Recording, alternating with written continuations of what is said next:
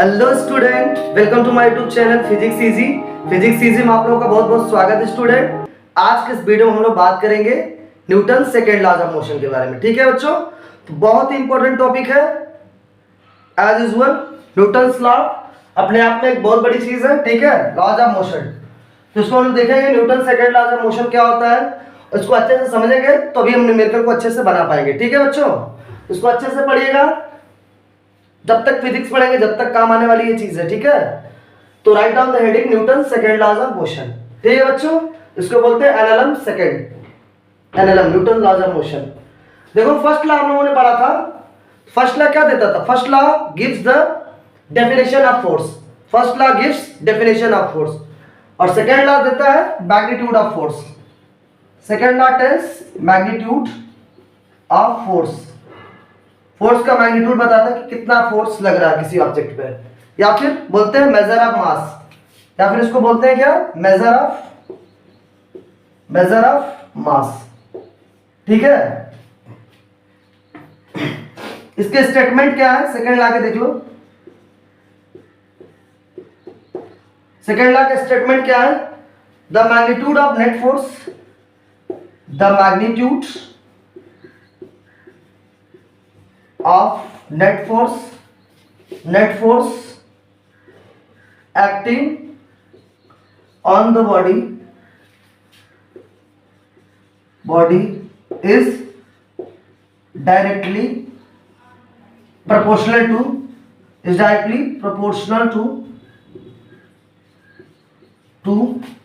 the multiplication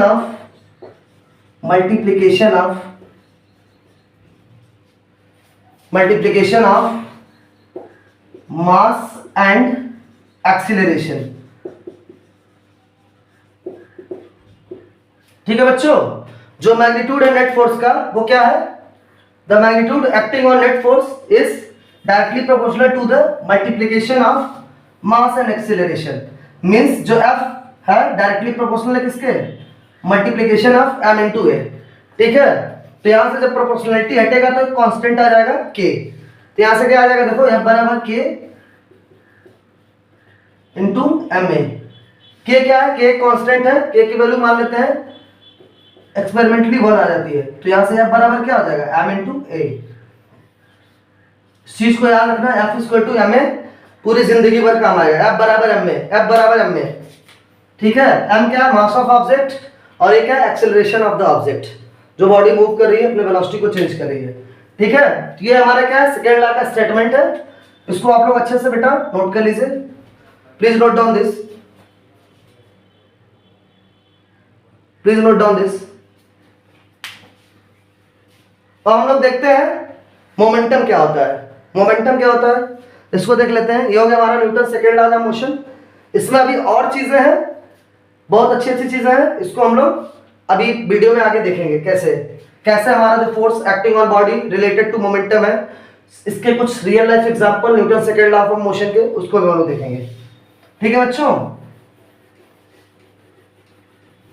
अब बात करते हैं right down the heading what is momentum. Momentum क्या होती है?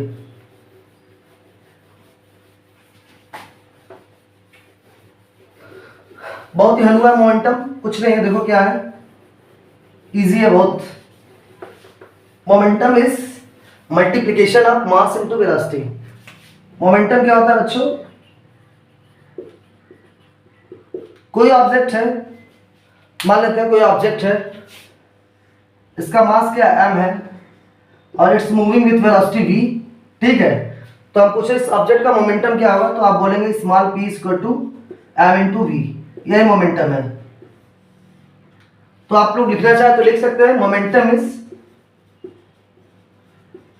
momentum of a body is multiplication of mass and velocity। Mass और वेलोसिटी का मल्टीप्लिकेशन क्या है? मोमेंटम है।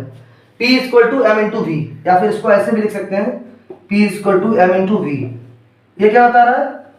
ये वेक्टर क्वांटिटी बता रहा है। बोल रहा मोमेंटम क्या है? हमारा वेक्टर क्वांटिटी। इसको रिप्रेजेंट करते हैं मोमेंटम को स्मॉल p से रिप्रेजेंट करते हैं। और इसकी डायरेक्शन वही होगी जो वेलोसिटी की डायरेक्शन होगी। आई बात समझ में? Direction is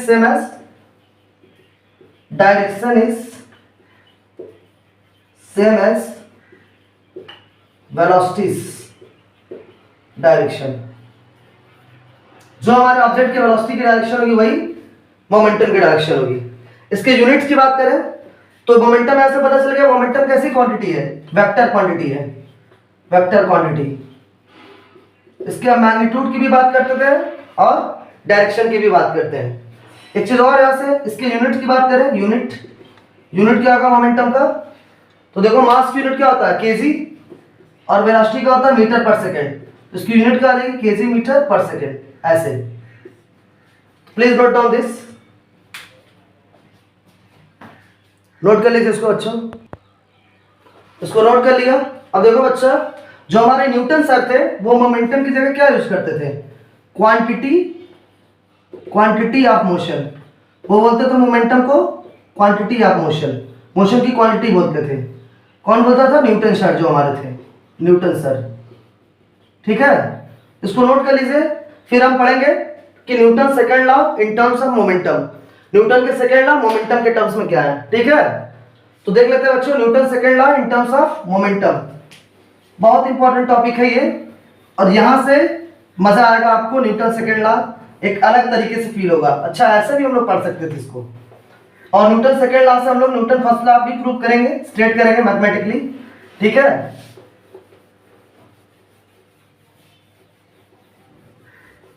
Newton second law of motion in terms of momentum, momentum के टर्म्स में कैसे होता है?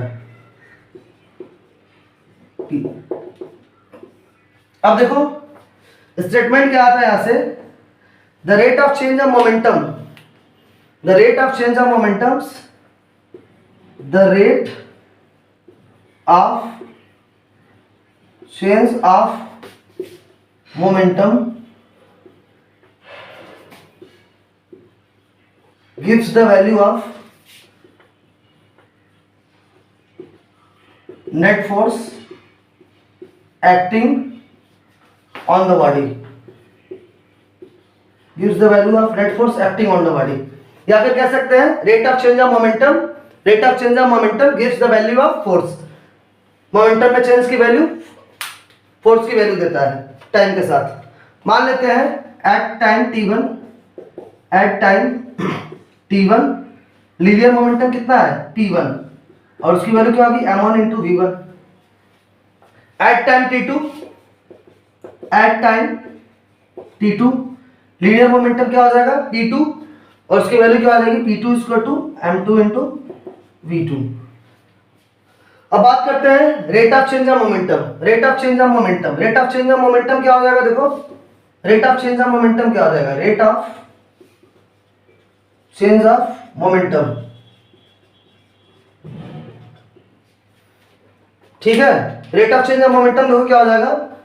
p2 minus p1 upon t2 minus t1। आया ना समझ में? Final value minus initial value. यहां तक नोट कर लीजिए, फिर आगे बताते हैं इसको। Please note down this. अब देखो यहां से क्या होगा, स्टेटमेंट क्या कह रहा है कि rate of change of momentum क्या है? डायरेक्टली प्रोपोर्शनल किसके है? फोर्स के। Means p2 minus p1 upon t2 minus t1 is directly proportional किसके बच्चा? फोर्स के। या फिर कह सकते हैं यहां से F equal to k p2 minus p1 upon t2 minus t1। ये बात समझ में आ रही है? F equal to k p2 minus p1 upon t2 minus t1। Please note down this, इसको आप लोग नोट कर लीजिए बच्चा। नोट कर लिया बच्चों? अब देखिए जरा यहाँ पे F equal to k p2 minus p1 upon t2। हमको पता p2 इक्वल टू क्या था? p2 equal to m2 v2 और p1 इक्वल टू क्या था? m1 v1। ठीक है, और मान लेते हैं कि ऑब्जेक्ट का जो मास था क्या, वो तो चेंज नहीं होगा। तो मान लेते हैं कि ऑब्जेक्ट का मास क्या था? m था, मींस m बराबर m1 बराबर m2। ठीक है, तो मास चेंज नहीं होगा। तो देखें ऑब्जेक्ट का मास अगर सेम हो तो F बराबर K, और यहाँ पे P2 की जगह क्या आ जाएगा mv2, और P1 की जगह mv1 अपन क्या आ जाएगा T2 माइनस T1। अब देखिए यहाँ से m को क्या ले सकते हैं हम लोग, कॉमन ले सकते हैं, क्या बचेगा k इंटू m, और बचेगा यहाँ पे v2 minus v1 upon T2 minus T1। ये क्या है, वेलोसिटी में चेंज क्या आता है, acceleration. Rate of change of velocity क्या है, एक्सीलरेशन है। देखो तो यहाँ से क्या लिख सकते हैं, F equal to k m into a। ये क्या है, पूरा एक्सीलरेशन है ना, वेलोसिटी में चेंज हो रहा है टाइम के साथ, ठीक है। अब देखो यहाँ से क्या लिख सकते हैं, if k equal to 1 F equal to ma। देखो तो जो हमारा स्टेटमेंट था क्या निकल के आया कि rate of change of momentum is the value of force. देखिए बच्चों, अब यहाँ बात करेंगे हम लोग इसकी यूनिट की। इसकी यूनिट क्या होगी, देखो इसकी यूनिट क्या होगी, मास की यूनिट केजी और एक्सीलरेशन का metre per second square. Its unit is kg metre per second square, या फिर इसको बोलते हैं न्यूटन। न्यूटन सर ने अपने नाम पे दे दिया था, कैपिटल एन से रिप्रेजेंट करते हैं, ठीक है। फोर्स की यूनिट क्या होगी, न्यूटन, याद रखना, बहुत इंपॉर्टेंट है, बचपन में आप लोगों ने पढ़ा होगा। आगे बढ़ते हैं। अब एक क्वेश्चन बनता है, what do you mean by 1 Newton, what do you mean by 1 Newton. 1 Newton से आपका क्या मतलब है, ठीक है। तो देखो मैथमेटिकली हमको पता है F इक्वल टू क्या होता है, m में अगर हम लोग क्या करें, m इक्वल टू 1 kg मान लें एंड a इक्वल टू मान लें 1 मीटर पर सेकेंड स्क्वायर। इफ ये हम लोगों ने मान लिया m इक्वल टू 1 kg और a इक्वल टू 1 मीटर पर सेकेंड स्क्वायर, तो यहाँ F इक्वल टू क्या हो जाएगा, 1 न्यूटन हो जाएगा। तो यहाँ से इसकी डेफिनेशन क्या लिख सकते हैं, यहां से देखो इसकी डेफिनेशन क्या लिख सकते हैं, लिख सकते हैं क्या, if the force acting on the body of mass 1 kg and produced acceleration of 1 meter per second square, produce acceleration of 1 meter per second square, then the applied force is what, applied force कितना हो जाएगा बच्चों, 1 Newton होगा। If the force acting on the body of mass 1 kg and produced acceleration of 1 meter per second square, then the applied force is 1 Newton. तो ये definition आप लोग note कर लीजिए। उसके बाद बात करते हैं some real life example of Newton second law of motion, ठीक है। रियल लाइफ एग्जांपल क्या है Newton second law of motion के,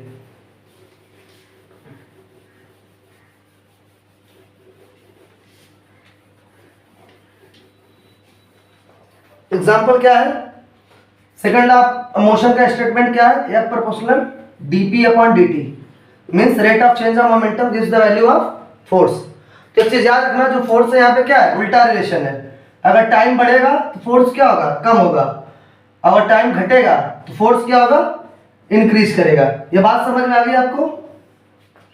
फोर्स का टाइम के साथ क्या है, उल्टा रिलेशन है, ठीक है, और मोमेंटम के साथ क्या है, सीधा सीधा रिलेशन है। ये तो आप लोगों को दिख रहा होगा बच्चों। तो अगर टाइम बढ़ेगा तो फोर्स क्या होगा, कम होगा, और टाइम कम होगा तो फोर्स बढ़ेगा। बात करते हैं सबसे पहला एग्जांपल हमारा एयर बैग। किसका एग्जांपल, हमारा एयर बैग। जितने भी नए व्हीकल आ रहे हैं, 4 व्हीलर कार वगैरह महंगे महंगे, उसमें क्या एयर बैग लगे होते हैं। ये क्या करता है, एयर बैग हमारा बचाता है किससे, एक्सीडेंट से। होता क्या है कि जैसे मान लो हमारी गाड़ी लड़ी तो इनर्शिया मोशन की वजह से हम क्या आगे जाना चाहेंगे ना, आगे जाना चाहेंगे इनर्शिया मोशन की वजह से, लेकिन एयर बैग तुरंत खुल जाएगा। और एयर बैग क्या करता है, हमारी बॉडी को रोक देता है। मींस जो हमारा बॉडी है टकरा नहीं पाता डैशबोर्ड से, सामने जो डैशबोर्ड था उससे हमारा सर टकरा नहीं पाता। क्यों, क्योंकि जो पर्सन बैठा है और डैशबोर्ड, इनके बीच का डिस्टेंस क्या होता है, सॉरी इनके बीच का जो टाइम है वो क्या होता है, इंक्रीज कर जाता है। बीच में एयर बैग आ जाएगा ना, तो बीच में एयर बैग आ जाएगा तो क्या होगा, टाइम इंक्रीज कर जाएगा। तो जब टाइम इंक्रीज कर जाएगा तो फोर्स क्या हो जाएगा, कम हो जाएगा। तो जो ड्राइवर गाड़ी चला रहा होगा उसको क्या होगा, चोट बहुत ही कम लगेगी और बच जाएगा। आई बात समझ में। ये तो इसके पहले एग्जांपल हो गया। और इसीलिए सीट बेल्ट का भी यूज करते हैं। सीट बेल्ट क्या करता है, टाइम बढ़ा देता है, तो हम डैशबोर्ड से नहीं लड़ते हैं और फोर्स कम कर देते हैं अगर मान लो गाड़ी का एक्सीडेंट होता है तब। इसलिए बोलते हैं सीट बेल्ट लगाइए, सीट बेल्ट लगाइए। ये तो हमारा रियल लाइफ एग्जांपल पहला। दूसरा दूसरा क्या है, जितने भी हाई जंप करते हैं, जितने भी हाई जंपर होते हैं, देखते हो जब ऊपर से कूदते हैं तो नीचे क्या गद्दे बिछाए रहते हैं, नीचे 2-3 गद्दे बिछाए रहते हैं इस तरह से। या फिर सैंड बेड, बालू का यूज करते हैं। क्या होता है, जैसे वो कूदते हैं तो क्या होता है, इनका पैर यहां पड़ता है सॉरी, तो डायरेक्ट ग्राउंड से इनका कनेक्शन नहीं हो पाता। क्यों, क्योंकि जब ये कूदते तो क्या होता है, इनका पैर यहां से ग्राउंड तक आने में क्या टाइम बढ़ जाता है। टाइम बढ़ जाएगा तो फोर्स क्या हो जाएगा, कम हो जाएगा। तो जो हाई जंप करते हैं ऊपर से कूद के आते हैं तो इनको चोट क्या होती है, बहुत कम लगती है। यही सीन क्या होता है, बालू वाले केस में होता है। आई बात समझ में। अब बात करते हैं अपना, सब लोग इसको खेलते हैं, ये ऐसा गेम है इंडिया की, मतलब समझ लो कि हार्ट है, ये ऐसा गेम है, दैट इज क्रिकेट। क्रिकेट में क्या होता है, देखो जब कोई कैच लेता है तो क्या करते हैं, जितने भी खिलाड़ी होते हैं कैच लेते हैं तो ऐसे क्या करते हैं, हाथ को पीछे की तरफ खींचते हैं। तो जब हाथ को पीछे की तरफ खींचते हैं तो क्या करते हैं, अपना टाइम को इंक्रीज करते हैं। जब टाइम को इंक्रीज करेंगे तो क्या होगा, उनके हाथ पे जो फोर्स होगा क्या होगा, कम लगता है। और सबसे ज्यादा देखो हाथ कौन पीछे करता है, विकेट कीपर करते हैं, क्योंकि बार बार बॉल वहीं के पास आती है। तो देखो ऐसे पीछे करके हाथ को क्या करते हैं, कैच पकड़ते हैं, क्योंकि वो टाइम को क्या करते हैं, इंक्रीज कर देते हैं। उसी तरह जो कराटे प्लेयर होते हैं वो क्या है, इस तरह से ईट वोट लगे रहते हैं। कराटे प्लेयर इस तरह से ईट लगे होते हैं, उसको एक ही बार में क्या है, सिंगल ब्लो में तोड़ देते हैं। या फिर आइस है या फिर ब्रिक्स है, इसको क्या करते हैं, एक ही बार मारते हैं हाथ से और ये तुरंत टूट जाता है। क्यों होता है ऐसा, क्योंकि हम लोग क्या करते हैं, टाइम को कम कर देते हैं। बहुत तेजी से मारते हैं वो लोग, टाइम को मारते हैं बहुत तेजी से, तो टाइम बहुत कम हो जाएगा तो फोर्स क्या हो जाएगा, मैक्सिमम इंक्रीज हो जाएगा। क्या हो जाता है, एक ही बार में क्या होता है, जितने भी ईट लगे सब टूट जाते हैं। देखते हो बहुत तेजी से मारते हैं। बहुत सारे एग्जांपल, एक मुक्केबाज वाला देखोगे, जब बॉक्सिंग लड़ते हैं तो जब बॉक्सिंग पंच आता है ना तो मुंह को पीछे की तरफ खींचते हैं ऐसे, जब पंच ऐसे आता है तो मुंह को पीछे की तरफ खींचते हैं। क्या होता है, टाइम को क्या कर देते हैं, वहां पे टाइम को डिक्रीज कर देते हैं, इंक्रीज कर देते हैं। टाइम बढ़ जाता है तो फोर्स क्या हो जाएगा, कम, तो मुक्का थोड़ा कम लगेगा। आई बात समझ में। इसलिए बार बार मुंह को क्या करते हैं, पीछे की तरफ करके अपने आप को बचाते हैं। तो ये हो गया इसके डे टू डे एग्जांपल। अब हम लोग बात करते हैं कि जो हमारा फर्स्ट लॉ है सेकंड लॉ से कैसे रिलेट है मैथमेटिकली, ठीक है, उसको प्रूव करते हैं। बहुत इंपॉर्टेंट है, नोट डाल के उसको लिख लेना। जो क्या है हमको पता है F इक्वल टू क्या होता है, m इंटू ए होता है, ये हमको पता है। एक्सेलरेशन क्या होता है, v2 minus v1 upon t हो जाएगा F इक्वल टू। या मान लेते हैं कि यहाँ पे फाइनल वेलोसिटी और ये इनिशियल वेलोसिटी u कर लिया, ठीक है। अब देखो यहाँ पे हमने बोला कि बॉडी पे लगने वाला, अगर कोई ऑब्जेक्ट है उस पे लगने वाला नेट फोर्स 0 हो जाए, तो क्या होता है, ऑब्जेक्ट है तो मूव कर रही तो मूव करेगी और रेस्ट पे है तो रेस्ट पे रहेगी। इसका मतलब कि यहाँ पे F इक्वल टू 0, तो 0 equal to m v minus m u, और t का मल्टीप्लाई यहाँ हो जाएगा, t का मल्टीप्लाई यहाँ तो पूरा 0 हो जाएगा। यहाँ से क्या कंक्लूजन निकलेगा कि mv बराबर किसके हो जाएगा, mu के, मीन्स v बराबर किसके, u बराबर किसके, v के हो जाएगा। ऑब्जेक्ट अगर मूव कर रहा है तो मूव करेगा, और अगर हमने मान लिया u बराबर 0 तो v क्या हो जाएगा, 0 हो जाएगा। ऑब्जेक्ट अगर मोशन में, यहाँ पे देखो ऑब्जेक्ट अगर मोशन में है तो मोशन में रहेगा, यूनिफॉर्म वेलोसिटी से मूव करेगा, उसकी वेलोसिटी चेंज नहीं होगी जब तक उस पर हमने फोर्स नहीं लगाया। या अगर ऑब्जेक्ट अगर रेस्ट पे था तो ऑब्जेक्ट कैसा रहेगा, रेस्ट पे रहेगा। ये था हमारा explanation of, combined explanation of Newton second law of motion. खूब मजा आया इस वीडियो में, आप लोग लास्ट तक बने रहिएगा, खूब अच्छे से समझ में आएगा।